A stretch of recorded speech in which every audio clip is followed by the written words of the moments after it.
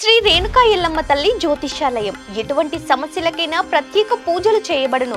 భార్యాభర్తల సమస్యలు, ప్రేమ సమస్యలు, కుటుంబ సమస్యలు, స్త్రీ పురుష వశీకరణ ప్రత్యేకంగా చేయబడును.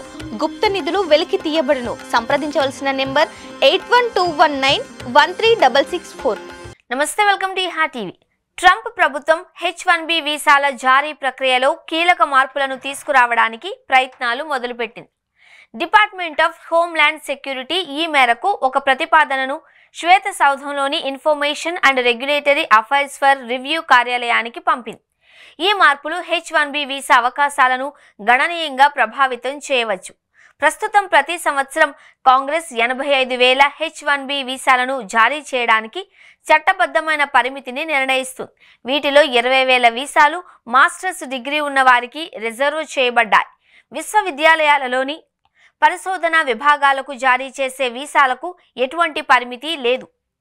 2026 సంవత్సరానికి సంబంధించిన వార్షిక పరిమితికి తగినన్ని దరఖాస్తులు ఇప్పటికే రావడంతో ప్రాసెస్ను నిలిపివేసినట్లు US citizenship and immigration services ప్రకటించింది.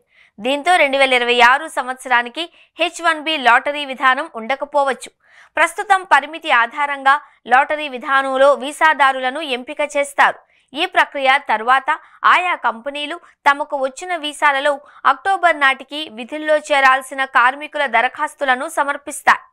ట్రంప్ మొదటిసారి అధికారంలోకి వచ్చినప్పుడు లాటరీ విధానానికి బదులుగా ఆ పోస్టుకు ఆఫర్ చేస్తున్న వేతనం ఆధారంగా వీసాలను జారీ చేశారు. కంపెనీలు మరింత మంది ఉన్నత స్థాయి నిపుణులను నియమించుకునేలా ప్రోత్సహించడానికి ఈ విధానం అమలు చేసినట్లు తెలుస్తోంది. దీంతో పాటు తక్కువ శ్రేణి జీతాలున్న పొజిషన్లలో విదేశీయుల నియామకాలను నియంత్రించడానికి ఇది ఉపయోగపడింది. అప్పట్లో బై అమెరికన్ హైర్ అమెరికన్ అనే కార్యక్రమం కింద దీనిని నిర్వహించారు. 2021లో బైడెన్ అధికారంలోకి వచ్చాక ఈ విధానాన్ని పక్కన పెట్టారు.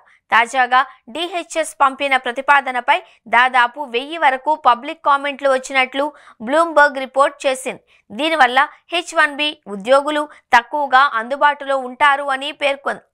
ఏ కంపెనీకి అనుకూలంగా నిర్ణయాలు తీసుకోకుండా లాటరీ విధానాన్ని తీసుకొచ్చారు. కానీ చాలా పెద్ద కంపెనీలు అధిక దరఖాస్తులు చేసి ఎక్కువ వీసాలను దక్కించుకుంటున్నాయి. ఈ ఏడాది జనవరిలో ఇన్స్టిట్యూట్ ఫర్ ప్రోగ్రెస్ అనే థింక్ టాక్ ఈ లాటరీ విధానాన్ని తొలగించాలి అని సూచించింది. సీనియారిటీ, జీతం ఆధారంగా వీసాలు జారీ చేస్తే వాటి ఆర్థిక విలువ 88% పెరుగుతుంది అని పేర్కొంది. ఈ కొత్త ప్రతిపాదన అమెరికాలో విదేశీ ఉద్యోగుల నియామకాలపై ఎలాంటి ప్రభావం చూపుతుందో చూడాలి. ఇది భారతీయ IT నిపుణులు, కంపెనీలపై గణనీయమైన ప్రభావాన్ని చూపే అవకాశం ఉంది.